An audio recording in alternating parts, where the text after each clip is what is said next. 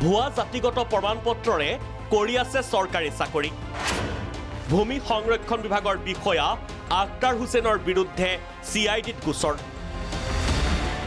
ৰাজ্য চৰকাৰৰ ভূমি সংৰক্ষণ বিভাগৰ কাছাৰ কৰিমগঞ্জ সংমণ্ডলৰ DO তথা বিতৰ্কিত বিষয়া আখতাৰ হুছেইনৰ বিৰুদ্ধে ভয়ংকৰ অভিযোগ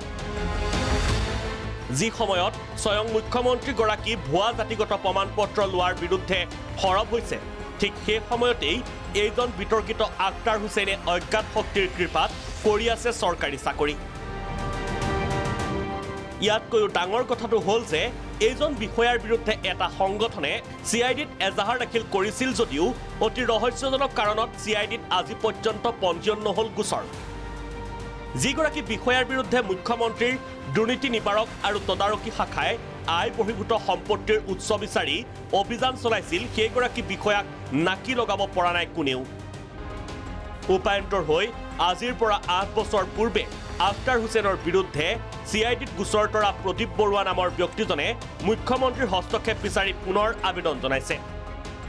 এইখন মুখ্যমন্ত্ৰীলৈ প্ৰদীপ বৰুৱাই প্ৰেৰণ কৰা আবেদনত প্ৰদীপ বৰুৱাই উল্লেখ কৰা মতে মুখ্যমন্ত্ৰীলৈ প্ৰেৰণ কৰা তেওঁৰ এইখন তৃতীয়খন পত্ৰ CIDত এটা কেছ দিলোঁ 2017 চনত CIDত আমি এটা কেছ দিলোঁ CIDত কেছ দিয়াৰ পিছত CIDয়েও বিশেষ একো তদন্ত নকৰিলে তদন্ত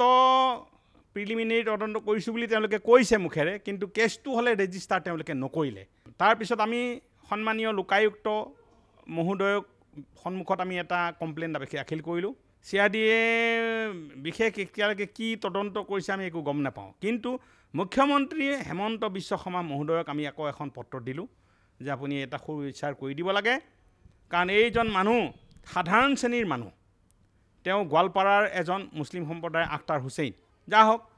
তেওঁ সাধাৰণ সম্প্ৰদায়ৰ শ্ৰেণীৰ মানুহ হয় আৰু OBC চাৰ্টিফিকেট MOBC দুখন চাৰ্টিফিকেট তেওঁৰ আছে এইখন আখতাৰ হুছেইনৰ জাতিগত প্ৰমাণপত্ৰখন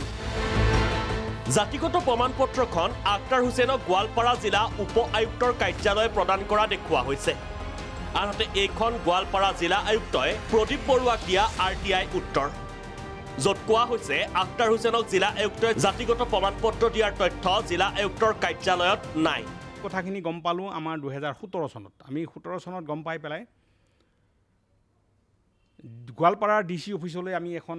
RTI পত্ৰ কৰিলোঁ RTI ৰিপৰ্ট গোৱালপাৰা DC অফিচে দিলে যে তেওঁৰ যিখন জাতিগত প্ৰমাণপত্ৰ চৰকাৰত জমা দিছে চাকৰি খাংকাটত সেইখন জাতিগত প্ৰমাণপত্ৰৰ কোনো ৰেকৰ্ড গোৱালপাৰা DC অফিচৰ মেজিষ্ট্ৰেট ব্ৰাঞ্চত নাই এতিয়া কথা হ'ল আখতাৰ হুছেইনক এইখন OBCৰ প্ৰমাণপত্ৰ দিলে কোনে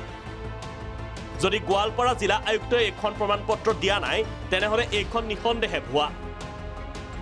2003 চনৰ পৰা নিয়মীয়াকৈ চাকৰি কৰি থকা আখতাৰ হুছেইনে 2011 চনত APSCৰ জৰিয়তে ফ্ৰেছ সিলেকশ্যন হৈছে APSCৰ দ্বাৰা নিৰ্বাচিত হোৱা আখতাৰ হুছেইনৰ নিযুক্তি প্ৰক্ৰিয়া বৈধ আছিল নে সেয়া ফাদিল কৰা হ'ব পৰৱৰ্তী প্ৰতিবেদনত মুখ্যমন্ত্ৰীলৈ প্ৰেৰণ কৰা পত্ৰখনৰ প্ৰতিলিপি বৰুৱাই কেইবাজনো মন্ত্ৰীলৈ প্ৰেৰণ কৰিছে এইবাৰ এই বিষয়টোৰ ক্ষেত্ৰত CID অথবা সংশ্লিষ্ট বিভাগে কি ব্যৱস্থা লয় সেয়া হ'ব লক্ষণীয় ব্যুৰো ৰিপৰ্ট প্ৰাগ নিউজ